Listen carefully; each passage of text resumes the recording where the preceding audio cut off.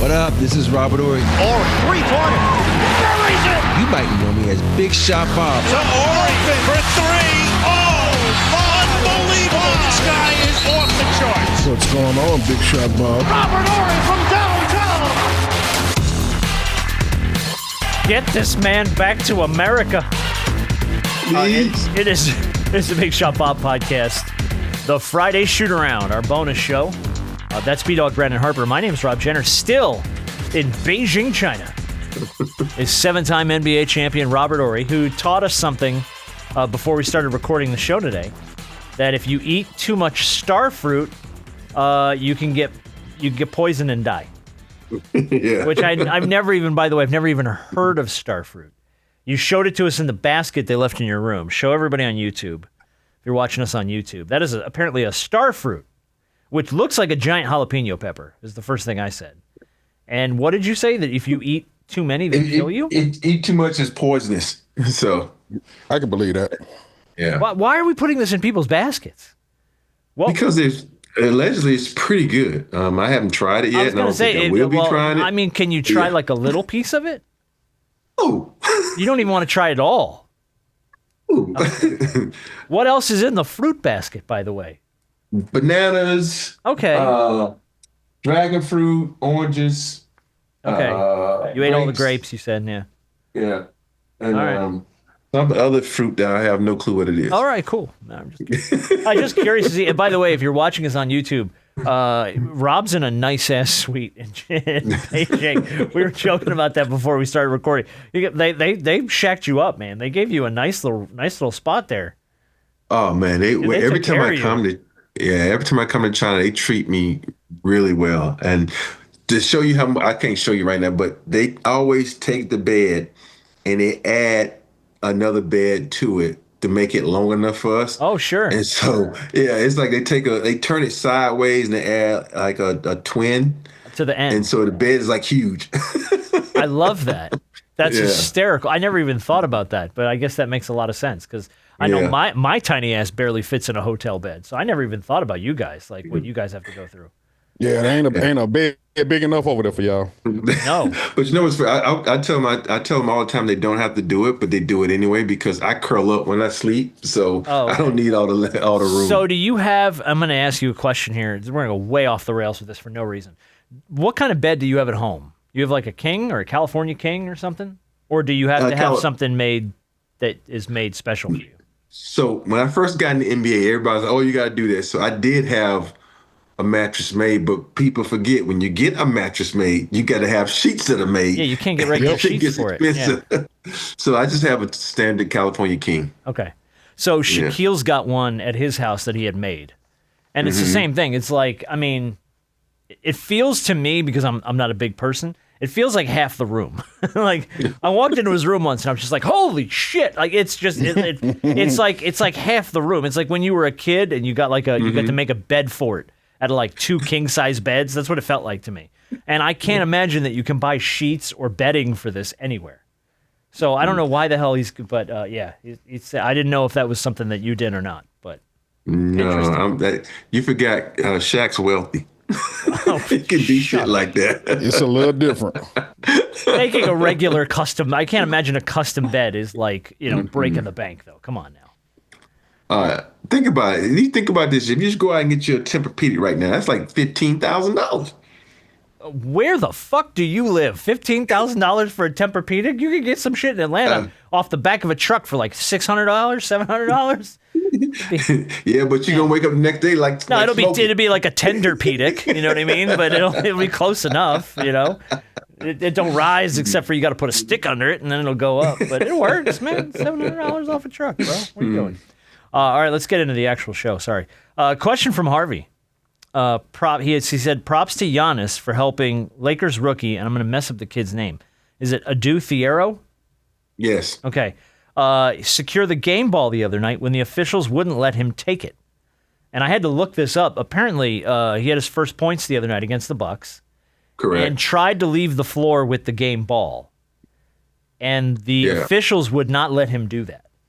They wanted to take the ball back from him. And I don't know if this is sort of like Is this like a rule or something in the NBA? Like if it's after a regular game, you have to check the ball back in with the officiating staff or something?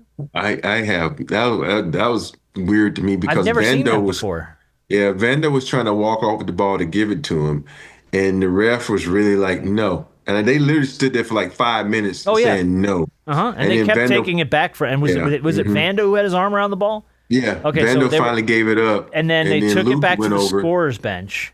Yeah.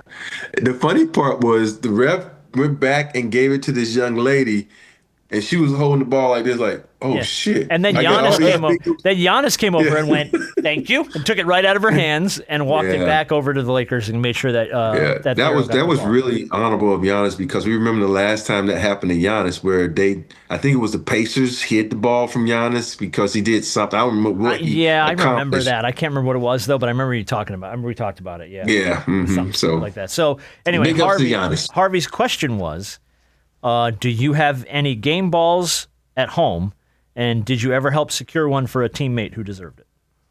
Yeah, we talked about it on the show. You remember when we beat the Nets in the finals? I ran and got the ball and gave it to Mitch, and Mitch dumbass ended up giving it to Rick Fox. I forgot about that. You had Mitch on the show. You told that story. I forgot about that. Yeah, it's his first chip. Yeah. Do you have any at home? I have one. I have the game ball from the 2005 NBA Finals. You can, like, if you look at the pictures when we won it, I got the ball in one hand, I got Cameron in the other hand, and so I kept that ball. Yeah, that's the only one I have. That I had the 90 a ball from 95, but I don't know where that went. It just disappeared in transit. It just disappeared. Mm-hmm. Is there one you wish you had? Maybe from your first title or something? Detroit. I think the Detroit basketball I'd love to have in game 5 where I killed them in the second half. Mm-hmm. That ball I would love to have. That would have been a good one. Okay. Mm-hmm. I wanted to bring this up because I saw this pop up on the timeline this week, and I was kind of surprised by it. I mean, think about it. Shohei Ohtani wins National League MVP in Major League Baseball. I think we all thought that was going to happen. And Aaron Judge wins it for the American League. It's the second year in a row both of them have won back-to-back MVPs. By those metrics, basically they are in their respective leagues arguably the two best players opposite each other playing their best. And it brought up this analogy of when else have we seen this in sports? Like the NBA had Magic and Bird. Both two generational players playing at the same time, which I think you sort of have in Judge and Ohtani. Like they are both generationally great players. Tom Brady and Peyton Manning in the NFL came to mind, where you had two generationally great quarterbacks playing against each other all the time. And then the only one that I could think of was Muhammad Ali and Joe Frazier, where you had two guys boxing that probably were iconically the best that ever did it, doing it at the same time. I couldn't think of any other ones. But are we in that era where do we think that this is what we're seeing maybe with Ohtani and Judge, that we're getting to watch maybe two of the best to ever do it at the same time? I think so. The only other sport you come to mind is tennis, where you got Connor and McEnroe. That's a good things one. Like that. That's actually a really good one because they were both generationally great. Yeah, and there's and you think about we think about it was always in tennis is like the one sport when you got guys who can stay for 10 years. Yeah, you're right. Guys and females, and they be like, oh, we're battling it out. So, but well, tennis had the big three in Nadal, Federer. Oh yeah, Federer all at the same time. Yeah, what's his name? That's even more recent than the one you like. That those are the big three. Yeah, but I was trying to keep it more like American. The two. Oh yeah, two. Okay. Well, it doesn't have to be American, but I don't know a ton about soccer and hockey, but I'm sure hockey's probably. Yeah, I don't know shit about soccer. Yeah, I don't know anything about hockey but you think about it, it's hard to find that, especially when they on opposite leagues. And you think about when you think about Magic Bird, what they did for the NBA, then come along Jordan. Did Jordan have a rival? And then Jordan, it was just all Jordan, and then you go to football. You got Brady. Who's Brady's rival? Nobody. Peyton Manning was the only one I could think of. It was supposed to be Peyton. Yeah, but Peyton never seemed to get the better of him though. Like Brady Yeah. seemed to win every time they would face. So I think we think about baseball. It's just. Because you always like But you're you right. think about Ohtani though. It's out of 5 years he's won it 5 times. That's what, crazy. the MVP? MVP. Yeah. This can't be The his last fourth 5 years, MVP, is it? It is his fourth Yeah, MVP. it's his Holy fourth MVP. shit! Is it really? Yeah. My he brain won just it- thought 3. I Yeah, didn't he know won it was it his like- yeah. fourth. He won it twice as an Angel. Shit. Damn, Think about 4 that. dude, 4 MVPs and in 5 years. he's in his prime. Yeah. It gets That's no better. scary. And he's a pitcher. Yeah, and he's a pitcher. Well, Yeah. I think that was a Yeah. big part of, why he won it this year. I really Yeah. I mean, he had an I think- amazing offensive year still. But Yeah. I mean, the way he pitched this year. Yeah. Dude. But you think So- about last year, his was 50-50 or 60-60, whatever he did. Yeah, it was 50-50, yeah. Yeah, he did something extraordinary. And then this year, okay, I'm gonna pitch this year. Yeah.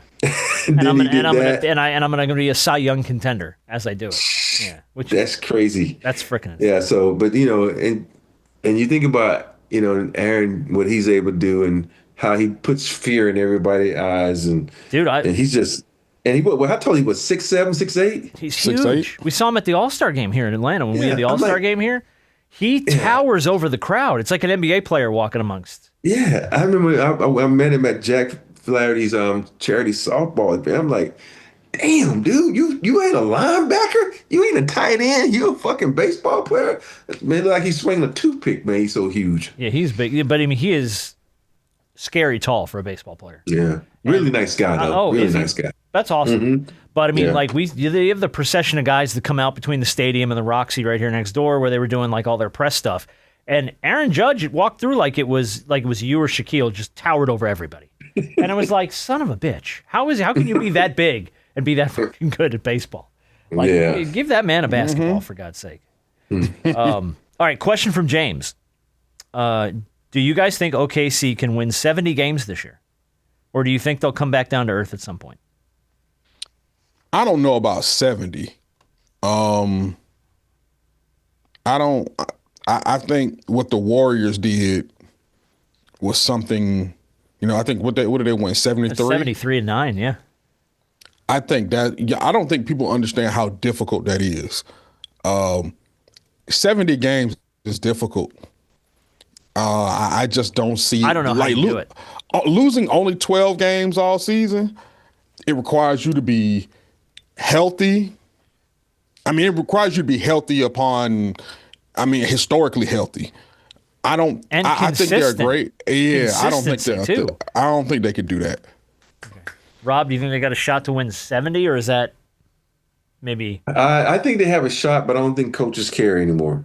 I think if they get so far ahead in the West where they're going to play guys strategically just to keep them in shape, but don't care if they win or lose. So, and I don't, it's going to be hard, man. Because I think you look around the league and the way the load management is so prevalent, I don't think they will. I think they got a shot just because, like we talked about on Tuesday, they haven't gotten Jalen back yet. Yeah. And they've got a lot of guys playing really well for them right now. So even if they have to rest guys and sub guys out on rotations and stuff like that, if they can consistently do what they've been doing, man, I think they could maybe come close. I mean, what'd they win last year? They won like 66 or something like that last year. And you remember they shut it down towards the end. Yeah, too. like they were maybe they won 68 games last year. Like they were like kind of scary close to it. So I don't know, man. I think they could do it. I think they got a shot. I do want to give you what I think is the weirdest story of the week. The LaMelo Ball story.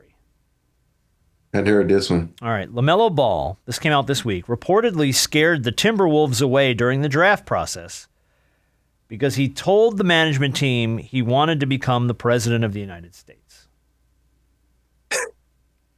And they were like, I don't think you're taking this very seriously here. So either you're not taking the interview seriously or you're not taking the game of basketball seriously. So they ended up obviously going with Ant-Man, which I think that they probably would have done anyway. But that was reportedly the story that scared the Timberwolves off.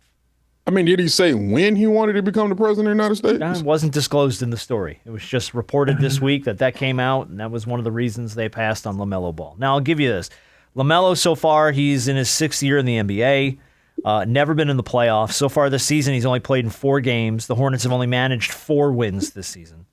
And ESPN reported to an anonymous NBA scout about LaMelo, quote, yes, he's talented, but he doesn't take basketball seriously enough. It's hard to build a winner around him because of how he plays and the liberties he takes with himself when he plays. So I guess my question here out of this story is, what can he do more than he's doing? Should he be doing more than he's doing? What does he need to fix? What does he need? Does he just need to get out of Charlotte? Like, what's the move? You know what I mean? LaMelo Ball to me is white chocolate. You remember white chocolate? Love white chocolate. Jason Williams? Yeah. Jason Williams, the way they play, like I like to have fun when I play. I'm and one all day, every day. And so until he gets the mindset of the game is fucking serious, this is the way to make money. But he just says it's just a lifestyle. I'm just having fun with it. I don't think he takes the game serious, So for me, I agree with the GM. Don't get me wrong, he's a hell of a talent, but there's something missing when you watch him play. It's like, okay, can you at one point in time you turn on a dog and go out and kick someone's ass, and it doesn't always have to be fancy. Just get the fucking job done. Right. And I think for me, that's I agree with that GM big time. But don't get me wrong, he could be a hell of a player, but I don't think he takes it serious. He loves the lifestyle way too much. Yeah, I can see that. I also think, hell, he in Charlotte, and even though he's the franchise player, ain't nothing coming of nothing in Charlotte. That's a city that just has a basketball team, really, and it's not. They have some talented pieces, but it ain't nothing coming of that. And my thing is, we always say that the star player should be the catalyst of taking a franchise to the next level. He's not doing it. He's not the guy, and whatever. Yeah. Charlotte is a place where the careers go to die. Don't say that, man. But it's a harsh reality because they haven't had, they just haven't had anything cooking for them in a long time. Probably since Alonzo Mourning was there and Grandmama. Him and Grandmama. Yeah, like that was like the Larry Johnson Alonzo days. Like that was the last time I really feel like Charlotte was relevant. I feel, and that was 30 years ago. Yeah. It's like, I never want to say that any city or any franchise is a place that careers go to die, but you're not far off because that team and that franchise has got to do something. And you can't, LaMelo Ball ain't going to be the kid to get you there. And I don't think anybody thinks he's going to be, but I think they expected a lot more out of him than what they're great with. What did they, you got to think about, where did they move that team from? Oh, damn. There was a whole bunch New of Orleans? New Orleans. It was because they became the Charlotte Bobcats. And then the Bobcats went to New Orleans. And then did they relaunch the Hornets? Yeah. I think they restarted the franchise. Yeah. So, it's hard to keep because at the time, the owner, the founder of BET, Bob Johnson, was the owner of the Bobcats. Mm-hmm. Yeah, at the time. That's why he named them the Bobcats. Yeah, well, yeah, okay. I never thought about that, but you didn't know that? That's his name was Bob, so you named him Bob Johnson. Yeah. Mm-hmm. Makes sense. That man named a team after himself. Good for him. Now he's the New Orleans Pelicans. So have fun with that. All right. Well, the Pelican, it makes sense. The Pelican is the state bird. Yeah, I know, but they suck. Little known fact. All right. Rob, I can't combat you with facts, so I'm just going to be like, fuck Pelicans. Yeah. They were my sleeper team last year, and they never woke up. So, question from Danny. We'll close it out with They were this in one. a sleeper. They were in a coma. No, yeah, they were. No. Yeah. They don't know what year it is. They have no clue. They're calling themselves the Bobcats still. The last question on the sheet this week, we'll wrap up the shoot around. By the way, if you ever have something you want to add to the shoot around, we get a lot of these questions on X. I send a lot of people send me stuff on X, but I mean we're on Instagram. You can DM us there, or you can find us on X, or pretty much anywhere. The last question comes from Danny, and this is hysterical because you brought up Jason Williams, white chocolate. Do you think that this is the coldest white guy starting five of all time? Ready? Uh-oh. John Stockton at the 1. Luka at the 2. Larry Bird at the 3. Dirk at the 4. Jokic at the 5. And he wants to know, do you agree with this? Or do you think that Steve Nash maybe deserves a look over John Stockton? Is this question? My answer is no. And is there anyone else left off this list? And I swear to God, this is the quote. I think white chocolate has an argument. Was on there. He even said that. So the fact that you just brought that in is hysterical. If you're trying to win, you leave white chocolate out. I think I put Steve Nash instead of John Stockton. But then again, I realized John Stockton was a nastier defensive player, so you need to bring that nasty. So I'd put Steve Nash back on the bench. So yeah, I agree with that lineup. Okay. You know, I'm trying to think of all the badass white boys. You know, Larry Bird, of course, is number one. Yeah. Do we count Joker and Jokic since they're foreigners? And Dirk? They still white. Yeah, they're still white guys. I mean, white in America and white in you know, wherever the hell they're from, Poland or whatever. Is Joel Embiid not black because he's from Cameroon? Hey, that's the motherland, man. That don't count. Oh, okay. Yeah. Okay. Is Dennis Schroeder not black because he's from Germany? Hey, he got some imports. All right, we're gonna end this show. We need to go ahead and end this show. We can go ahead and end this. Go ahead. I can't think of anybody left off of that list though. I think. It's so many other good. I'm trying to think of like. Oh no, there's been a lot of right, but you got to think the best ever. You know what I mean? Yeah, I'm trying to think of the baddest white boy I ever played against. You know, I didn't get a chance to play against Larry Bird. You got to put. I guess you can have Dan Mullen somewhere over there. Who? Mullen. Oh, Chris Mullen. Chris Mullen. You married Dan Marley and Chris Mullen. Yeah. I'm thinking about the football coach. Oh yeah. Well, Dan Mullen. Chris Mullen. Lefty. Chris Mullen's a good. Yeah, well, that's actually a good one. Yeah. Chris Mullen could make an argument for that team. What about Detlef Schrempf? I played against Detlef Schrempf. He was a bad. He was a hell of a good player. I don't know if he's an all-time starting five, but Detlef Schrempf was a hell. Hey, hold on now. I think maybe the best name in NBA history too. We talked about him in the earlier show, Kevin McHale. Yeah, I was thinking Kevin McHale. Kevin McHale, bad boy. He was dominant for his era but the shorts were way too short. Oh shit! No, I am taking one of those guys out. I love this guy to death. I just thought of one too. We had him on the show, Bill Walton. Bill Walton, okay. Oh, that's not bad, but I just thought Pistol Pete. Oh, hell yeah. Pistol Pete's number one draft pick Pistol right Pete, there. I mean... Take everybody off the team, dude, Pistol Pete's first. Pistol Pete, how do we leave Pistol Pete off that list, right? Mm-hmm. Well, where are you... Was Pete... Was he a point guard? I guess he was a point guard, right? Yeah, he's point guard. Okay. Yeah. He's the first white chocolate. He was, the OG white chocolate. So then Stockton's on the bench, right? Stockton goes to the bench. Okay, yeah, so Pistol Pete, Luka, Bird... And then if you want to make the argument for McHale or Dirk at the 4, I mean, McHale was really, he was more a 4 or 5. I guess he wasn't really a true. Yeah. I guess because you had Robert Parrish on that team with him, and Robert Parrish was more the 5. Yeah, McHale was all 4. He was a straight 4 man. Yeah, straight 4. All right, so then either Dirk or McHale at the 4. I think Jokic at the 5 is a lock. I don't know if you can. Yeah, that's a lock. That's a lock. Even though I not a lot Bill of in there. white guys that have that kind of game at that size, at the way he plays, and no. All right. Yeah. Pistol Pete deserves it. Sorry, Stockton, you're out. But some of these guys, man, with McHale's shorts were way too short. Every time I think of Kevin McHale, I'm like, man, that short was riding mid-thigh, you know. And I'm like, dude, that was before the days the NBA had style, and it was just like, how high up can we ride these shorts, guys? It's so weird. I'm going through all the teams now in my head, trying to think of a bad white boy. You know who was a bad white boy when he was in college, though, was Sexy Rex Chapman. Rex Chapman, yeah. Yeah, he was. But he's made a big name for himself on Twitter, too. Blocker Charge. He had the Blocker Charge account for a long time. Made a nice little piece of money on oh, that's true. on Twitter doing that. What, were you look confused? I never heard of it. Oh, so he would post, the joke was always, is it a block or is it a charge, right? It was always like the standing joke in the NBA. So he would post the craziest shit he could find on the internet and just ask block or charge. Like who was responsible, basically.